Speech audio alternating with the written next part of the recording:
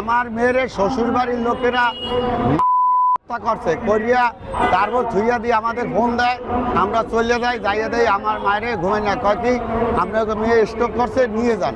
গলা দিয়ে এবিল দাগ আছে, পেটের ভিতরে ঘুষাইছে, তারপরও 3 মাসের অন্তঃসত্ত্বা, তারপরে টাকার লেগেছে, যৌতুকের টাকার লেগেছে, চাপ সৃষ্টি করতে আমাদের সাথে যোগাযোগ করতে দিতে না।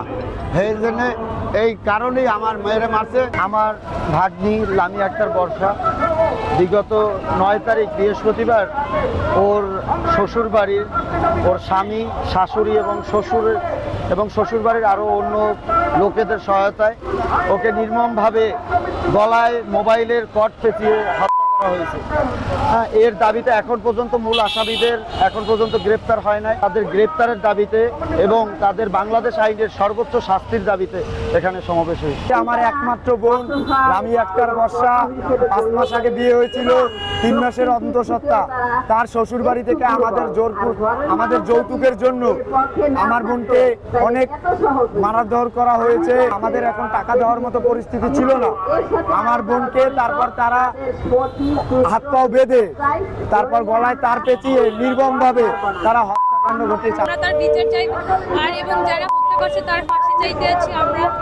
এটার জন্য আমরা এই জায়গায় এসেছি এবং আমরা বিচার চাই। আর একটা মানুষকে এত নির্মমভাবে হত্যা করতে পারে কোনো মানুষ না, তারা হচ্ছে পশুর থেকে অদম ব্যক্তি, এবং তাই আমরা তাদের বিচার চাইতে আছি। কাউনিয়াতে লামি আক্তার বর্ষার যে এই যে মৃতদেহ পাওয়া যাওয়া, এটা একটা দেখে অবশ্যই হত্যাকাণ্ড মনে হয় এবং আমরা মনে করি যে শ্বশুর বাড়িতে এইভাবে একটা মেয়ের লাশ পাওয়া যাওয়া সেটা কোনোভাবেই স্বাভাবিক ঘটনা হতে পারে না এবং সে 3 মাসের অন্তঃসত্ত্বা ছিল।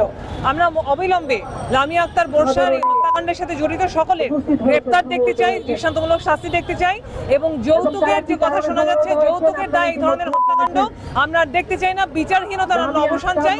লামি আক্তার বর্ষা একটা অতি ভালো মেয়ে, শান্ত সুষ্ঠু মেয়ে, এলাকার সবাই জানে। এই বর্ষা আমার এলাকার এক ভাইয়ের মেয়ে। আমরা যেদিনও মারা যায় ঠিক আধা ঘন্টা আগে আমরা খবর পাই যে সে অসুস্থ হয়ে পড়ছে, অথচ আমরা যাই দেখি তার হাত পাও বাঁধা এবং তারে সবাই রাখছে। এরপরে ওর শ্বশুর, শাশুড়ি, ওর জামাই সবাই পলাই গেছে এলাকা ছেড়ে। বর্ষা যে নির্মমভাবে তাদের শ্বশুরবাড়ির স্বামী, শাশুড়ি এবং শ্বশুরের হাতে নির্যাতিত হয়ে মৃত্যুবরণ করেছে। আমরা দেখতে পেয়েছি যে ভালোবেসে বিয়ে করেছিল বর্ষা মাত্র 3 মাস। 3 মাসের মাথায় শুধুমাত্র যৌতুকের দাবিতে এমন একটা ছোট্ট নিষ্প্রাণ মিষ্টি একটা মেয়ে শেষ হয়ে গেল শুধুমাত্র শ্বশুরবাড়ির পরিবারের নির্যাতনের বলি হয়েছে। সে আমরা একদম ধারণা করতে পারছি যে 100% শিওর তাকে হত্যা করে তারপর বাসার সবাই পালিয়েছে।